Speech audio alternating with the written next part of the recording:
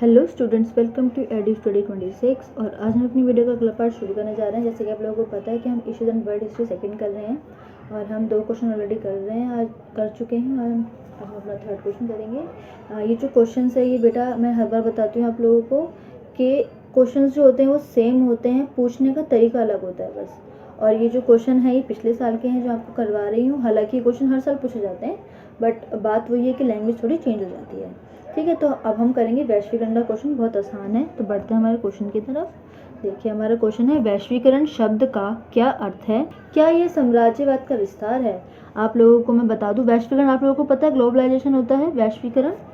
ठीक है, साम्राज्यवाद क्या होता है आपको समझा देती हूँ मैं एक बारी। साम्राज्यवाद होता है बेटा जब कोई पावरफुल कंट्री किसी कमज़ोर कंट्री पर अपना हक जमाती है, उसके सारे संसाधनों पर, उसकी गवर्नमेंट पर, उसके लोगों पर।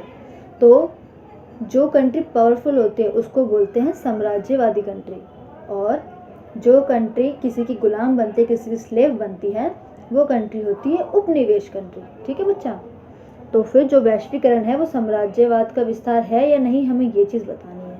ठीक है, तो बढ़ते हैं हमारे आंसर की तरफ। देखिए प्रस्तावना, चाहे प्रस्तावना कह लीजिए चाहे व्याख्या कह लीजिए, एक ही बात है।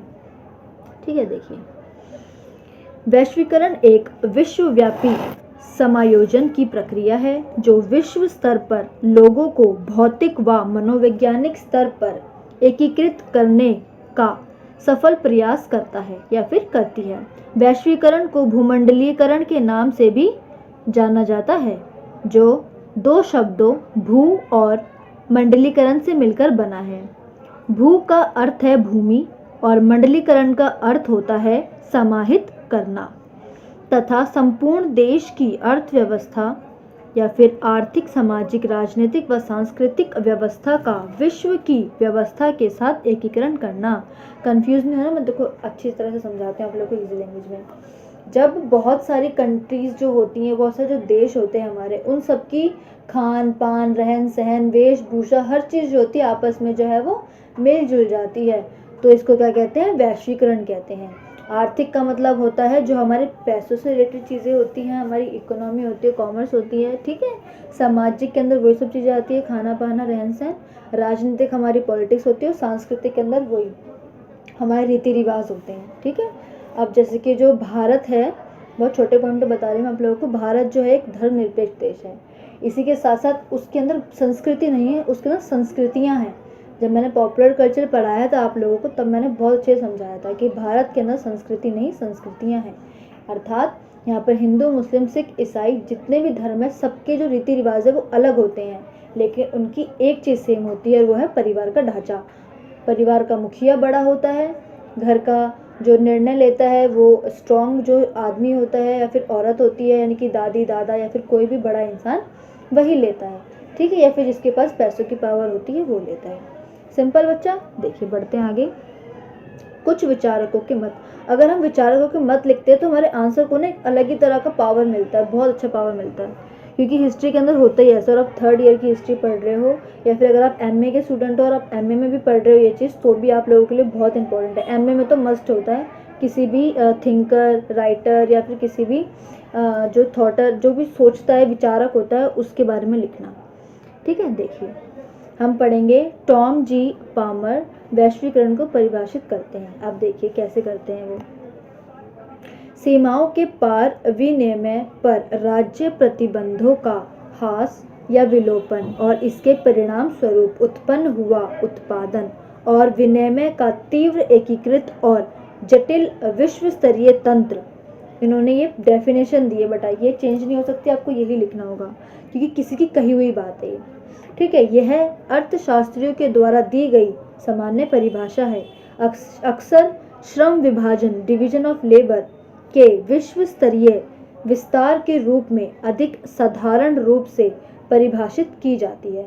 देखिए बेटा, जो डिवीजन ऑफ लेबर है ये सिर्फ और सिर्फ टॉम जी पमार ने नहीं, बहुत सारे जो थिंकर्स हैं उन लोगों ने बताया है। अगर आप कार्ल मार्क्स को पढ़ेंगे तब आपको पता चलेगा, बहुत बहुत अच्छा लिखते हैं, बहुत अच्छा लिखा था उन्होंने। ठीक है, देखिए आगे बढ़ते हैं। हमारा है थॉमस एल फ्राइडमैन का तर्क। अब हम इनका तर्क पढ़ेंगे। दुनिया के सपाट होने के प्रभाव की जांच करता है, कौन? वैश्वीकरण। ठीक है, ये इनकी डेफिनेशन है कि दुनिया सपाट है, यानी कि दुनिया है ही ऐसी चीज़ कि जो लोग हैं वो आपस में, ऐसा हो ही नहीं सकता कि उनकी जो थिंकिंग है, उनकी जो चीज़ें हैं वो मिले ना आपस में। इनका कहने का मतलब ये है। और तर्क देते हैं कि वैश्वीकृत व्यापार, आउटसोर्सिंग, आपूर्ति के श्रृंखलन और राजनीतिक बलों या फिर राजनीतिक दलों ने दुनिया को बेहतर और बदतर दोनों रूप में स्थायी रूप से बदल दिया है। वे यह तर्क भी देते हैं कि वैश्वीकरण की गति बढ़ रही है और व्यापार संगठन तथा कार्य प्रणाली पर इसका प्रभाव बढ़ता ही जाएगा। जो वैश्वीकरण की प्रक्रिया है ना वो बढ़ रही है, जो कि सच बात है बेटा। आज आप देख लीजिए, इंडिया के अंदर ही देख लीजिए, इंडियन कल्चर से ज़्यादा हम वेस्टर्न कल्चर को इम्पोर्टेंस दे देते हैं। बहुत बार ऐसा होता है, ठीक है। बट वही है कि अपनी जो रूट होती है उसे भूलना नहीं चाहिए, ये हमेशा याद रखिए बच्चा आप, ठीक है। देखिए नेक्स्ट बढ़ते हैं आगे की तरफ। नोआम चोम्स्की का तर्क। बेटा आप प्रोनाउंस कुछ भी कर सकते हैं, हर किसी का प्रोनाउंसिएशन अलग होता है, बट स्पेलिंग गलत मत लिखना आप लोग, ठीक है। देखिए इनका तर्क देखते हैं।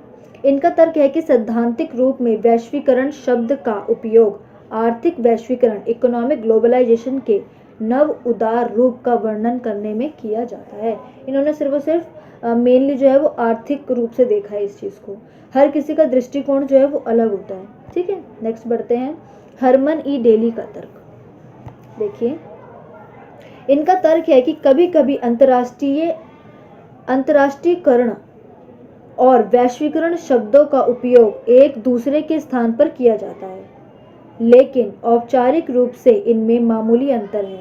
अंतर्राष्ट्रीयकरण शब्द का उपयोग अंतर्राष्ट्रीय व्यापार संबंध और संधियों आदि के महत्व को प्रदर्शित करने के लिए किया जाता है, ठीक है बच्चा। मैंने देखिए यहाँ लिखा है, इतना लिखा है मैंने, थोड़ा सा आपको और बता देती हूँ। जो अंतर्राष्ट्रीय का अर्थ होता है कि राष्ट्रों के बीच वैश्वीकरण का अर्थ आर्थिक प्रयोजनों के लिए राष्ट्रीय सीमाओं का विलोपन, अंतर्राष्ट्रीय व्यापार तुलनात्मक लाभ द्वारा शासित, अंतर क्षेत्रीय व्यापार पूर्ण लाभ द्वारा शासित बन जाता है। मैंने लिखा नहीं है चीज़ क्योंकि इतना इंपॉर्टेंट नहीं है, बट मैंने फिर भी आप लोगों को एक्सप्लेन करने के लिए, समझाने के लिए बोल दिया।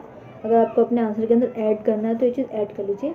हल्की सी डिफिकल्ट लैंग्वेज क्योंकि ये बहुत BA से काफ़ी ऊपर लेवल के बच्चों के लिए है, तो फिर इस चीज़ को अगर आप छोड़ भी देंगे तो कोई बड़ी बात नहीं है, ठीक है बच्चा। देखिए आगे बढ़ते हैं। वैश्वीकरण का साम्राज्यवाद से संबंध और विस्तार का कारण। अब देखिए दोनों के अंदर हम संबंध बनाएंगे कि वैश्वीकरण और साम्राज्यवाद का क्या संबंध है। याद है ना हमने क्वेश्चन के अंदर क्या पूछा था हमारे, कि वैश्वीकरण शब्द का अर्थ क्या है और क्या ये साम्राज्यवाद का विस्तार है। तो ये यहीं से हमारा जो है वो आंसर जो ट्विस्ट लेगा। अब देखिए कहते हैं टर्निंग पॉइंट। बढ़ते हैं। देखिए फर्स्ट पॉइंट है हमारा, साम्राज्यवाद भूमंडलीकरण के विकास का एक चरण माना जाता है या फिर माना जा सकता है। कई इतिहासकार 19वीं शताब्दी के मध्य से प्रथम विश्व युद्ध तक एक विश्व अर्थव्यवस्थाओं का एक आश्चर्यजनक जुड़ाव देखते हैं। 19वीं शताब्दी के अंत तक पश्चिमी यूरोपीय देशों में कई एशियाई तथा अफ्रीकी देशों को अपने निर्णय या फिर अपने नियंत्रण में ले लिया था। अपने निर्णय मैंने इसलिए बोला क्योंकि उनके निर्णय पे जो लोग हैं वो चलते थे, या फिर अपने नियंत्रण में यानी कि अपने कब्जे में ले लिया था। किन को ले लिया था बेटा कब्जे में? पश्चिमी यूरोप के देशों में, जैसे कि एशिया अफ्रीका के देश, ठीक है। मैंने देखिए बेटा लिखा भी है यहाँ पर, आप इसको क्या कर सकते हैं, ब्लैक पेन से लिख सकते हैं या फिर आप इसको डबल इम्पोर्टेंट कॉलम में डाल सकते हैं, हाईलाइट कर सकते हैं, ठीक है। आगे बढ़ते हैं। इस साम्राज्यवादी विस्तार ने इन देशों की अर्थव्यवस्था को आपस में बांध दिया था। यह यातायात तथा संचार माध्यमों में हुए आविष्कार के परिणाम स्वरूप हुआ। पहले स्टीमशिप यानी कि जो शिप्स होती हैं वो स्टीम वाली थी, तथा रेल मार्ग द्वारा और बाद में टेलीग्राफ तथा टेलीफोन द्वारा इस समय व्यापार तथा पूंजीवाद का प्रभाव बहुत ही ऊंचे स्तर पर था। ये वैश्वीकरण के बारे में बता रहे हैं बेटा। आप देख रहे हैं ना किस प्रकार से समाज के अंदर परिवर्तन आते गए, पहले कौन सी चीज़ आई फिर बाद में कौन सी चीज़ आई। बहुत ही प्यारा आंसर लिखा हुआ है, आप अच्छे से समझिए, ठीक है। बाकी तो मैं आपको बोलती हूँ कि कोई भी डाउट हो तो आप कमेंट कर सकते हैं मुझे। देखिए आगे बढ़ते हैं।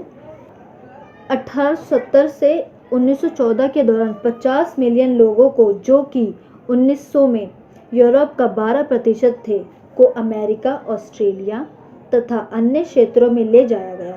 अन्य 50 मिलियन लोगों को जबरन खदानों तथा खेती करने के लिए ले जाया गया। देखिए बेटा, वही वाली बात है, जब लोगों के अंदर प्रतिस्पर्धा बढ़ेगी, कंपटीशन बढ़ेगा पावरफुल कंट्रीज़ के अंदर, तो वो क्या करेंगे, जो मजदूर लोग होते हैं, लेबर्स होते हैं, उनका यूज़ करते हैं बहुत ज़्यादा। और क्या करते हैं कि उपनिवेश देशों के लोगों को ही यूज़ करते हैं, यानी कि कमज़ोर कंट्री के लोगों को ही यूज़ करते हैं फैक्ट्री के अंदर काम कराने के लिए। उन्हीं का कच्चा माल यूज़ करते हैं, उन्हीं की जगह पर फैक्ट्री लगाते हैं और उन्हीं को माल बेचते हैं। मतलब इन लोगों ने इतना लूटा है ना एक टाइम पर, ब्रिटेन, अमेरिका, जो मतलब कि फ्रांस या फिर जो पावरफुल कंट्रीज थी, स्पेशली ब्रिटेन, इंग्लैंड, जिसके बारे में हम पढ़ते हैं, जिसने 200 साल राज किया भारत के ऊपर, बहुत ज़्यादा जो है वो परेशान किया कमज़ोर कंट्रीज़ को। ठीक है बेटा, देखिए आगे बढ़ते हैं मेरे बच्चे। साम्राज्यवाद के विस्तार के कारण वैश्वीकरण का अविकसित देशों पर प्रभाव। अब देखिए, अविकसित देश कौन से होते हैं? तीसरी दुनिया के देश, जो कि विकसित ही नहीं है बिल्कुल भी। हमारा भारत जो है वो विकासशील देश के अंदर आता है, क्योंकि उसकी डेवलपमेंट हो रही है। बट कुछ बहुत सारे देश होते हैं ऐसे अविकसित, जो मतलब बहुत ही पिछड़े हुए हैं अभी हम लोगों से। ठीक है बेटा, देखिए आगे बढ़ते हैं। शीत युद्ध के बाद वैश्वीकरण। अब हम शीत युद्ध की बात करेंगे। उत्तरोत्तर, एक होता है पूर्वोत्तर पहले और उत्तरोत्तर यानी कि बाद में। देखिए, शीत युद्ध के बाद वैश्वीकरण की तीव्र लहर का अनुभव किया गया। विश्व के अधिकांश भागों में, मुख्य तौर पर विकासशील राष्ट्रों में, अमेरिकी सेना तथा परमाणु शास्त्रों की मौजूदगी अमेरिकी बहुराष्ट्रीय निगमों का तीसरी दुनिया की अर्थव्यवस्थाओं पर वर्चस्व बना रही थी। वही वाली बात है, अपनी पावर थोप रही थी गरीब, पिछड़ी तीसरी दुनिया के देशों पर। पढ़ते पढ़ते भी बच्चा वो होता है एक थोड़ा सा। देखिए, वैश्वीकरण की गतिशीलता। विश्व व्यापार संगठन की स्थापना, यूरोपीय एकीकरण तथा यूरो मुद्रा का सूत्रपात, चीन का एक सैन्य व आर्थिक शक्ति के रूप में उभार, जापान व दक्षिण पूर्वी एशिया की आर्थिक सुदृढ़ता, विभिन्न क्षेत्रीय आर्थिक संगठनों की बढ़ती सक्रियता तथा परमाणु शास्त्रीय क्षमता वाले देशों की संख्या में होने वाली बढ़ोतरी ने अमेरिकीकरण के विस्तार को नियंत्रित करने के साथ साथ वैश्वीकरण की प्रक्रिया को गतिशीलता प्रदान की। ठीक है बच्चा, बढ़ते आगे। पर्यावरण तथा स्वास्थ्य संबंधी प्रभाव।